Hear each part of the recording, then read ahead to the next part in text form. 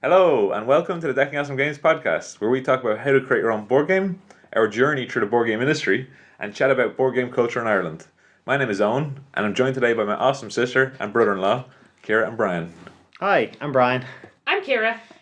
Today we're going to talk about developing board game ideas and creating your first prototype.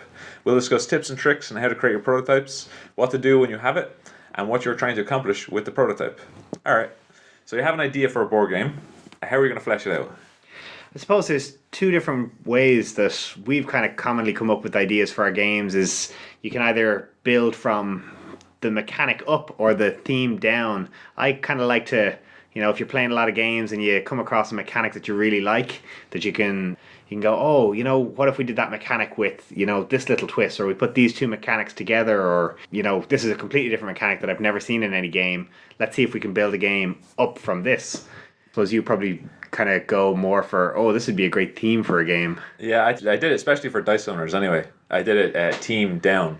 Coming up with the idea of summoning creatures. So similar to like Yu-Gi-Oh! And Magic the Gathering and that kind of stuff. But I was trying to figure out a cool way, because summoning the monsters seems to be the most coolest part of that game. And there's all this ideas about creating the symbols and symbology around the summoning. And also using the lore that was already out there between like Enochian and Demonalatry. Especially with Demonalatry, there's always like these Satanists and stuff like that coming up with these summoning symbols, and trying to create a actual game around that.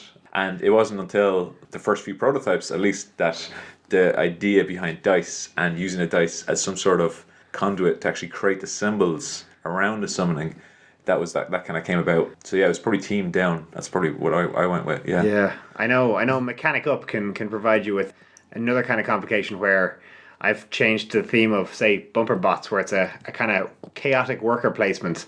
You tell your workers where to go, but they might run away on you or do their own thing. But I've changed themes on that 4 or 5 times now, so it keeps changing and moving and bouncing around. It's hard to settle in on one from the word go. So leave yourself open to changes as well when you come up with the first idea.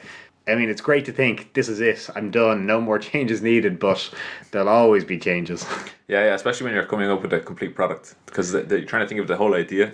And at this early stage in the prototyping and the ideas, it's much better to be kind of freer of any kind of restrictions to allow you to kind of choose however you want to go. So I think for the games I design, I like to tell a story, and I'm just trying to find a mechanic that lets me do that. So I'm more looking for a mechanic that suits what I have an idea for. Yeah, so it's kind of a mixture of both. Yeah. So after that very helpful piece of advice, all we can say is there's lots of different ways to come up with an idea. yeah. But I think it does. There's kind of a little bit of structure between the mechanics and the teams. Maybe the team doesn't even come into it until you're much further down.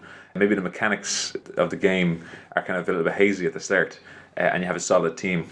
Okay, so after you have your idea for some mechanics and some teams, next step is you're going to create a prototype. Okay, so what is a prototype? So a prototype is essentially, Webster's dictionary defines is essentially just make a version of the game. If it's hand drawn on a piece of paper, if you sit down and you use Excel to create boxes, if you're good with graphic editing software, you want to design a really fancy looking one from the word go, do whatever it takes just to get that first prototype out and made. I guarantee you there'll be 6,000 changes between that one and your final product. So it doesn't have to be a very time intensive task, but get something out there and made. Yeah. I think a time intensive thing is what catches a lot of people out. A lot of people will tend to want to go for something quite nice, something quite lovely looking, spend a lot of time on the artwork maybe. Like even looking up artwork online using Creative Commons artworks, you don't need to do any of that really. You can just kind of create something that's very bare bones, very straightforward, and you'd be surprised at how people's imaginations kind of takes them away a lot of the time. Make it look like a game, first of all. And I find it much easier to doodle on blank playing cards than I do to have everything planned out with a pencil so that I can rub it all out. Or just throw them out, because the complexity of some games or what you have in your head, trying to build it on a computer can be quite daunting alone, because it can be very hard to see the whole construct fully formed. So it's easier if you know that you want to have something done by cards, or you want to have a random deck of things, to just start filling in a few random cards and then trying to see what is missing rather than trying to go straight onto a computer and figure out that these are all like people jumping, stats for people jumping or something like that, and then filling that all in, because that can be really difficult to envisage what you're missing if you don't have it in physical form. Yeah. I think board game designers have a problem when they're doing their first prototype or their first game, is that they see prototyping in other industries or even in other board gamers, and they see it as this kind of structured playtesting where there's like questions and they play a game and then they change the game. For your first prototype, you're probably going to be changing it on the fly. You'll probably play like 1 or 2 rounds and then you'll just like start using your eraser and changing everything or putting in new characters, putting in new mechanics. It's going to be so freeform that actually having any sort of structure is kind of a hindrance. You can, I know you can go onto Amazon and buy 1,000 blank playing cards for a couple of euro, and you know, as the game goes on, you can write new ones and slip them in, swap them out. You can do it all in pencil and rub them out. You can buy little card sleeves. I'm sure lots of people have card sleeves on their games. You can simply just write them on a piece of paper if you don't want to buy cards, and just pop them into them, and it works just as well. You can swap in and out very easily, make changes, as Owen said, on the fly as you're going, and play and see what works, what doesn't. Yeah, I totally agree. Okay, so what about creating an instruction manual? Should you create an instruction manual for the first prototype? I've never been able to. I know Dice Summoners, the idea was there. Our core idea of matching symbols stayed for a long time after we came up with the final version of that. But things like player order or whether it was simultaneous or not, we changed that in regularly while we were building it. Yeah. And Save Princess Snowball, I like to think I didn't really know what I wanted people to do at the start. I had a vague idea. I had one note card saying, try and save the bunny rabbit. And that was it. I know for when making prototypes, one of the daunting bits for me is writing a rule book or an instruction manual, mostly because you have to sit down and think about everything to do with the game, and then you've made the prototype, and as you're writing the rules you think, oh, it'd be great to add that in, and then you're going, oh, I have to go back and change the prototype, and it can, for me anyway, I know it can get frustrating, and you want to just go, I give up on this. There's just too much. Every time I think of something, I have to add something else or take something else out. What I like to do is kind of just make a bullet point list of rules as I go.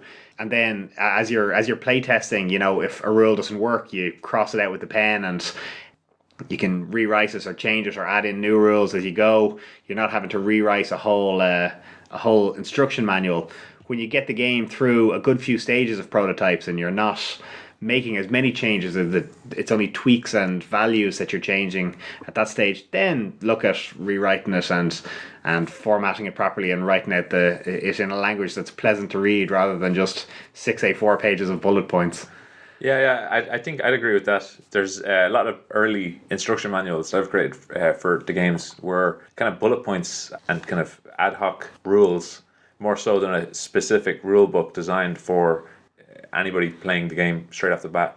It was more for my own kind of structure of what I'd needed in the future. So one thing that I'd probably contain is like the introduction. I like to have a paragraph or two bringing like the team into the game, but that's only because I go team down. So I like to have this kind of, this is what the game is about and this is why you're doing this. I might also have specific rules about like setup, just because they're handy to have. And then if I'm playing the game, instead of having a pen and paper, I just put it in my Google Doc. And that just makes it easier because those setup things change so often because it's balancing the game, which, balancing the game, you're going to continue on doing that. That's our long road. Yeah. So you just need something to change constantly. So it only keeps, like Brian said, it only keeps bullet points, keeps the very kind of basic structure of the game. It usually doesn't even contain the rules of the game because they change so often that they're just in my head. So what about the components for the game? Do you guys harvest components from old games you have, or do you go like buy online? Oh yeah, it's always tempting to rob from other board games where you're looking at them going, oh, I need like 10 meeple for this prototype, and you're going, oh, look at that, look at Stone Age over there. I don't need the meeple out of that. I can just rob them. And then you come for a game of Stone Age a couple of months down the line, you're going, who has stolen all of my meeple? This is a pain in the... But I know there's, if you are stealing them, make a little note for yourself of where you're stealing them from, just so you don't end up frustrated with yourself down the line. But I like to buy them if I can. I know there's a few websites out there without giving many plugs. I know there's Spiel Material and even Amazon. A lot of the large conventions will have component shops and stuff there that you can pick up. I need 20 different cubes, I need a few little cylinders, I need a handful of meeple. Oh, here's some funny little pieces, I might include them. And legacy games are very good as well, because at the end of the legacy game you have no need for the components anymore. So they're really good to reuse and recycle. Yeah, you'll tend to pick up a whole lot of different components as you're going through developing the board game, and a lot of them you might not even need for the first prototype. Because some of them you'll have an idea for, resources and for meeples and stuff like that. And you can put those in, but you don't have to be too strict on yourself to say that those are the components for the rest of the board game. So always feel free to not be restricted and just kind of take them out, put them in, kind of whatever you want. And card sleeves are very good. So writing on blank cards, as well as that, if you wanted to print out stuff, you can use those blank cards as a backing and just keep them in a card sleeve, so that you can put your clip art or whatever it is you found off the internet to try and make the card in the first draft form in front of that, and they can kind of give it a bit more of a real playing card feel. Yeah, that's what we did for Save Princess Snowball and for Dice Summoners, is we use sleeves, because it just makes developing a game so much easier, because you never are final about it. You can just print off another A4 page of cards, slide them into the sleeves, and then you're away. Early stages in the game where you're not really that confident as to what the mechanics will look like, or the rules, try and make it as easy as possible to change. It can feel a little bit like you've wasted a lot of time if you try and make really nice components at the start. It's perfectly fine as well for hexagons and things to just cut out some hexagons by hand with a scissors, and see if hexagons work, because maybe square tiles will be easier, or maybe you decide that you don't want that element, you want a flat game board. And after having cut out 20 hexagons or trying to make 20 hexagons out of cardboard, you might feel like you've just wasted all day that you could have been playtesting and figuring out whether that's the right mechanic. Now, if you're a person who's just really good at art and you can throw together 20 different pictures and images and have lots of different card styles in half an afternoon, don't let this discourage you. Definitely throw an art style on it if you like. I know myself, I'd spend a week just trying to design 4 different cards, but I'm minimally creatively challenged. In a future podcast we have on higher quality prototypes, we're going to go much more into depth as to the different components we use, the type of equipment we use, like printers and stuff like that. And so check that out. So what kind of software do you use for our early prototypes? Is it kind of a mixture between writing things down on a piece of paper as well as like a Google document? I know for early stages, just drawing it out on an A4 sheet of paper helps me kind of get it framed in my mind. I tend to use things like Microsoft Excel and Publisher and stuff like that. I'm not great with Photoshop or GIMP or any of those photo editing softwares. I can do a bit, but it's not fantastic. But it is quite time consuming for me. So something that I can draw boxes on and I can just move around little shapes that will eventually change to proper artwork. I find that quite easy. But I don't know. There are lots of good software out there to use. I know you guys use Nandeck a lot. Yeah, I like to use Nandeck for the first prototype. It allows you to create production quality components, which might seem kind of daunting at the start. It's kind of well known in the board game industry to develop the final edit, so it can be kind of difficult to generate this stuff. It's primarily used to mass manufacture a lot of components that are very similar. So when it comes to Dice Summoners, that's like, it can do all of the creatures and it can do all of the curses, but it can be hard to tweak it if you don't know what you're doing. But because I'm so used to it, I find it very easy to use. It's not something you should learn on your first prototype. Definitely just do whatever kind of software feels good for you. If you have never used software, just feel free to use pen and paper or just use Microsoft Paint. A lot of the best prototypes we've created have been started in MS Paint. Yeah. Dice Summoner started off in MS Paint as well. So feel free to just kind of do whatever feels great. The only problem with MS Paint is changing it is difficult. Because you're kind of stuck. It's just pixels on a page. I know if there's a few of you designing games together, like someone will always have the original idea and will always be kind of spearheading the changes and that. But if there's a few of you working together, Dropbox is a great way of kind of keeping track of what version you're on and everyone being able to access us. It's easier than sending 6 files back and forth every time going, check these out, what do you think? Or do you guys want to make changes? Then 2 people make changes at the same time and now you have lots of different versions. Dropbox is a very handy one for going, here's the most up-to-date file. And you don't even have to pay for Dropbox if you don't want. You can get Dropbox for free and share all the details and pictures and files and everything with everyone else working on it. Yeah, we also have some other software we use, but like a lot of it is kind of further down the line. So things like Slack are very handy if you're doing with a group of people. If you're only developing the board game by yourself, it's not a big deal. But Slack is very handy to just talk to people. It's like an instant messaging for companies, and you can have like topics around it, which kind of helps a lot just discussing your idea with other people. Okay, so what do you do with your prototype after it's created? I like to sit there and marvel in my own majesty. I'm brilliant. This game is fantastic. It needs no changes whatsoever. You're ready to sell it to Hasbro. That's it. You've got it. You know. This is it. You're retiring. Playtest it.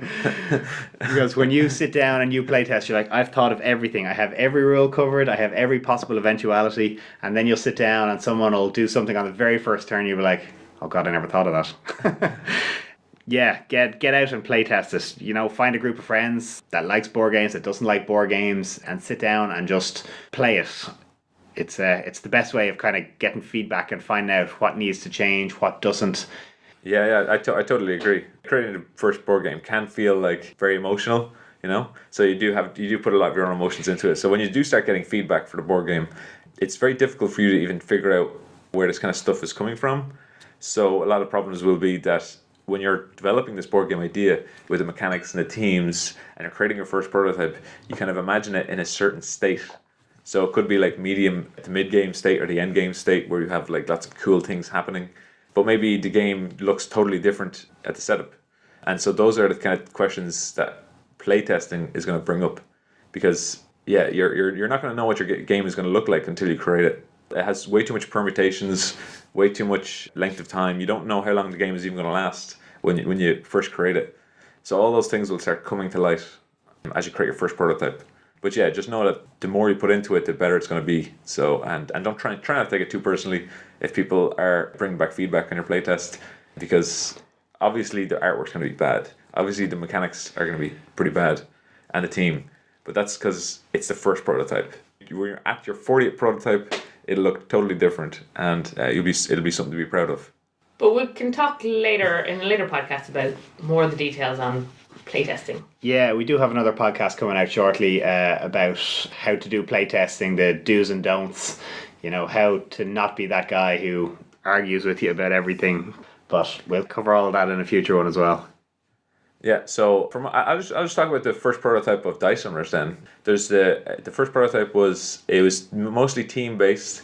Each of the 5 factions, there's Enochian, Demonaltry, there's a science faction. The science faction has the dinosaurs, which was very controversial, but it was still there to start. It was always there. And then you had the voodoo and the alchemists. So the alchemy was the ones that were combining creatures together, so like manticores and stuff like that, and chimera. And so all of these things were real things. Obviously, dinosaurs are considered more real, but the team was always there. And the idea was for each different faction, you'd do something to create those creatures. And the original idea was that you'd roll dice and you'd actually combine the dice to create a full symbol. So you'd have like 4 dice come together and it would create a summoning symbol around those 4 dice. That didn't work out so well because the probabilities, and it meant that there were bad rolls. And the bad rolls reminded me too much of picking up 5 cards in Magic the Gathering and having nothing to do. And so we kind of changed that so that you can always do something with your dice. That was much further down. Not for the first prototype though, was a mess. It was a total mess. Yeah. It was also a worker placement where you place your meeples down onto the cards to activate creatures, which would give you dice. And it was crazy. But yeah, people still played it, and I got some pretty good feedback from it, and it became a real thing. So, does anyone else want to talk about their first prototype? Yeah, first version of Bumper Bots was all about just, having workers run around collecting pieces to build giant mechanoid robots to ultimately have a fight at the end. And now it's about colonizing a planet. So, I mean, your theme and mechanics and everything will definitely change. Now there's vortexes that'll, pull you away and destroy your bots, whereas previously you were just getting bumped into a corner and you were stuck. So there'll definitely be a lot that'll change along the way.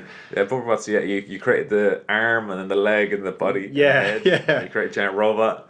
That's cool. Yeah, it fell down a little in theme when you were finished the game and now you had to fight your giant robots, but you'd built 6 arms and 2 legs and a head, but no body. So you just kind of had a pile of limbs on the floor. And despite the fact that you might have had the most points, you weren't going to win in a fight against a guy who was just 6 legs walking around kicking everything. Yeah. That all comes out in the wash anyway. These prototypes.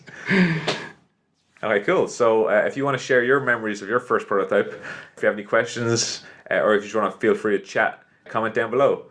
We've been Decking Awesome Games. Thanks for listening. Bye. See you later. Yeah.